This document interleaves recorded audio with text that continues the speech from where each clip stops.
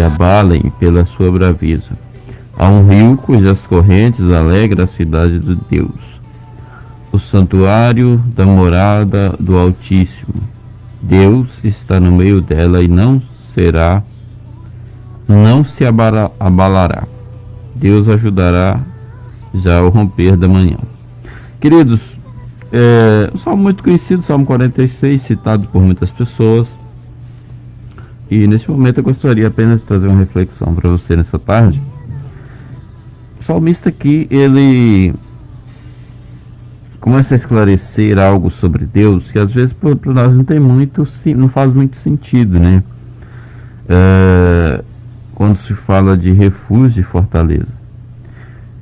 Quando se refugiar-se no Senhor, nós olhando a história ao longo da Bíblia, né, história que tem várias delas que tem por data aí 3.000 anos, né, até outros mais, outros menos. Queridos, a gente percebe que é um contexto totalmente diferente do que nós estamos acostumados, né? Então, quando nós percebemos aqui, quando fala-se de fortaleza, cidades antigas eram construídas, né, com grandes muros, e algumas delas eram uma verdadeira fortaleza. Quando você olha no livro de Esther, né, a Bíblia menciona sobre a fortaleza de Suzã. Era uma cidade muito fortificada, né? Um exemplo também de Jericó, né, no livro de Josué, falando sobre muros altíssimos, está falando de uma fortaleza. Essa fortaleza é algo que nos dá proteção do inimigo, né? As pessoas, quando elas estavam fora da cidade, quando elas tinham que viajar de um termo a outro, de uma cidade a outra, o risco era muito grande, porque as cidades eram fortificadas. Então, queridos, o que nós entendemos com isso? Quando o salmista está mencionando assim, Deus é o meu refúgio, é a minha fortaleza. O que significa? Qual que é o problema de nós não estarmos em Deus, querido? O problema de nós não estarmos em Deus é que nós ficamos vulneráveis, né? As pessoas, quando elas saíam de dentro das suas cidades, elas ficavam vulneráveis ao inimigo, né? O inimigo poderia atingi-la facilmente. Dificilmente uma pessoa era atingida quando ela estava dentro da cidade. Dificilmente ela era atingida por algo, uma flecha ou algo do tipo assim. Então, queridos, o perigo de nós não estarmos em Deus, entenda isso, eu não estou falando da tua religião, não estou falando se você é evangélico, católico, seja lá qual for a tua religião, não estou falando isso.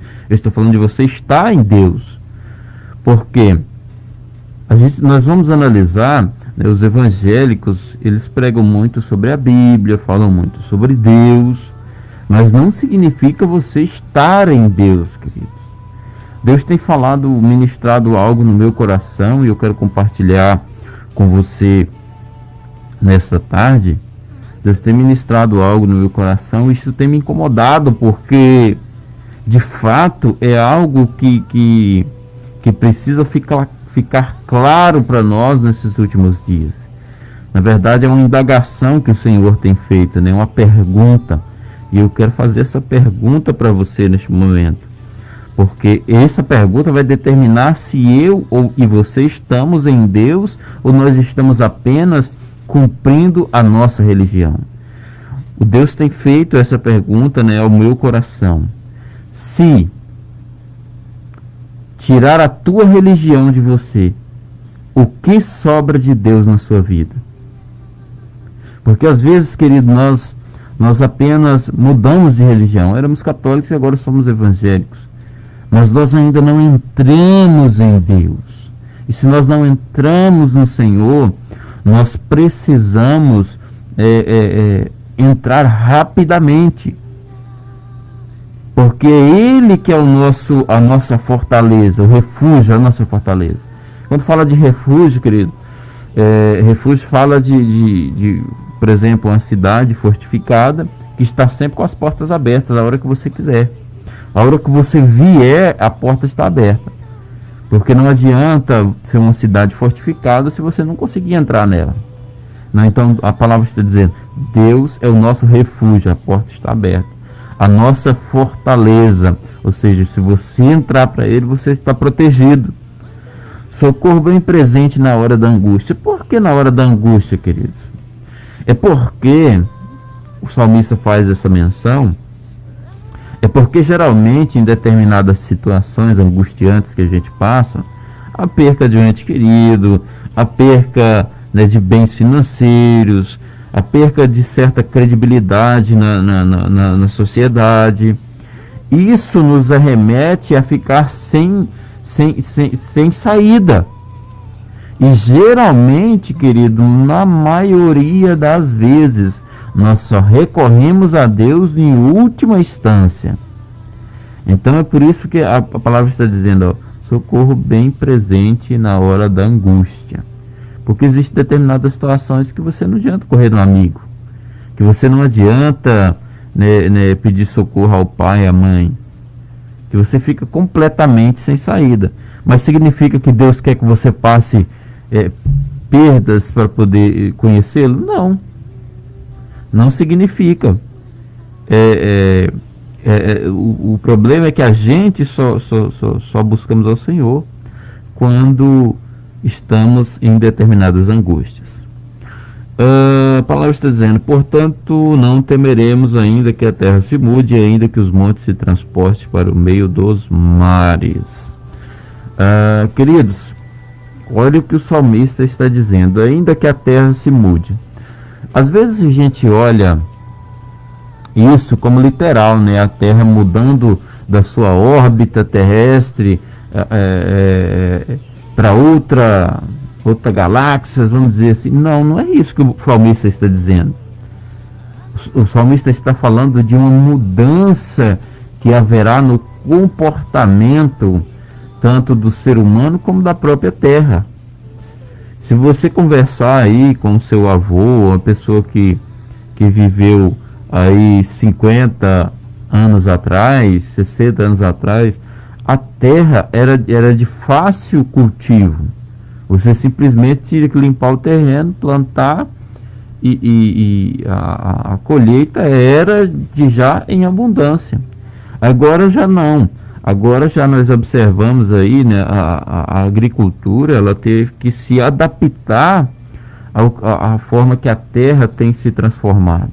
Então, está falando de várias mudanças, não só no solo terreno, como a mudança comportamental da terra em si.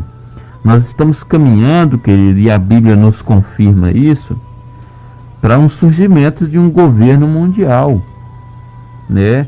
De um só governo, de uma só moeda. Se você ouvir falar essas coisas na mídia, a Bíblia já falou disso há muitos anos atrás. A Bíblia já falou sobre doença, sobre pestilência, o que está acontecendo agora nessa pandemia. Então, queridos, a Terra está mudando. Ela já mudou, né? Já mudou nesses últimos dias. Essa pandemia mudou todo o nosso cronograma, mudou tudo aquilo que nós estávamos projetando, né? Eu, em particular, estava com a viagem de férias projetada para o mês de maio e simplesmente teve que cancelar, né? Todo um direcionamento que a gente estava, todo um projeto que a gente estava tentando caminhar em cima, mudou totalmente, porque a Terra mudou, né? E o salmista está dizendo, ainda que a terra se mude, ainda que os montes se transportem para o meio dos mares, está falando de algo aqui que é praticamente impossível, né? Você vê um monte, por exemplo, a nossa serra aqui, de Nova Crixás, se levantar aqui para o meio do mar. Ele está falando de algo que é praticamente impossível, né? Está falando de algo que é muito firme, muito... se você olhar, nós vamos descer um pouco mais aqui na palavra, para que você entenda. Ele diz, olha, ainda que as águas rujam, ou seja, se perturbem, ou seja, se as águas se levantem com grande força, né, como foi no caso dos discípulos lá em meio ao mar, ainda que o monte se abale pelas suas bravezas. Perceba que o salmista primeiro disse que os montes se transportaram por meio dos mares, as águas se embraveceram e agora os montes estão se abalando. Ou seja, está falando de algo, querido, que para nós, aos nossos olhos, era muito firmes, né? A gente conhece pessoas que eram donos de grandes empresas, que aos nossos olhos mesmo, eu até cheguei uma vez a fazer um comentário com um amigo, eu disse, rapaz, essa empresa aqui, para chegar a falir não é fácil, porque é uma empresa de entretenimento, né? E foi, cara, um cara que é dono de uma empresa dessa, para ele falir não é fácil, porque o giro é muito grande, né? Nós gastamos muito com entretenimento e tudo. Porém, com a pandemia, teve que fechar toda a empresa durante vários dias. E toda empresa, querido, que tem uma alta lucratividade, ela também tem um alto nível de despesa, né? Não pense você que a pessoa apenas ganha dinheiro, ele também gasta muito. E com a pandemia, o fechamento dessas determinadas empresas veio prejuízo, porque o gasto continuou sendo praticamente o mesmo. E o lucro já deixou de existir. Então, algo que parecia ser tão firme, de repente, do nada, essa coisa passa a se abalar, né? O Senhor está dizendo assim, ó, as águas se perturbaram, né? Se moveram, e os montes agora estão se abalando, estão falando de coisas firmes. Você quer ver outra coisa firme? Às vezes você está jovem, está me ouvindo aí, ou já está de meia idade. Na sua juventude, você jamais pensou que ia ter problema de saúde. Era uma firmeza que você tinha. Mas de acordo que o tempo vai passando, né, que as águas vão se embravecendo, você percebe a fragilidade, né? E você já percebe que aquele que era um monte firme na sua vida, porque o querido monte fala de algo que é firme, né? Que está ali firme no seu lugar. Mas quando a idade vai chegando, você percebe que a sua saúde vai se abalando. Mas o salmista nos dá uma receita aqui que é para mim e para você. Ó. Há um rio cujas correntes alegra a cidade de Deus, o santuário da morada do Altíssimo. Deus está no meio dela. Por que o salmista faz essa comparação, né, do rio? Porque, queridos, você mora próximo a um rio, se você planta próximo a um rio, o que você faz próximo a um rio há grandes chances de dar muito certo, porque as águas sustentam aquilo que você planta, as águas, né, tem o poder ali de tratar, de alimentar os animais que você cria. Então o salmista está dizendo, olha, em Deus, ou seja, se você esconde nele, você vai encontrar este rio, cujas correntes alegram a cidade de Deus. Então perceba, querido, Deus, Ele está nos convidando nesses últimos dias, porque a terra já mudou. Os montes estão se abalando. Agora, nós temos duas opções: ou nós nos desesperamos, ou então nós corremos para esse refúgio, essa fortaleza que é o Senhor. E vamos, né, até esse rio, beber desse rio, que é o próprio Deus, para que nós sejamos saciados. Para que aquele dinheiro que às vezes nós perdemos, né, seja recompensado aí, não monetariamente, mas com a presença de Deus. Porque o dinheiro, querido, ele não pode trazer a alegria que o Senhor pode, porque a alegria é o fruto do Espírito, e somente o Espírito Santo pode trazer essa alegria a você, né? Todas as perdas que você teve até aqui, elas podem ser recompensadas no Senhor, porque nós vimos na palavra de Deus, né, o apóstolo Paulo exercendo uma autoridade tremenda, invejada por muitos em Jerusalém.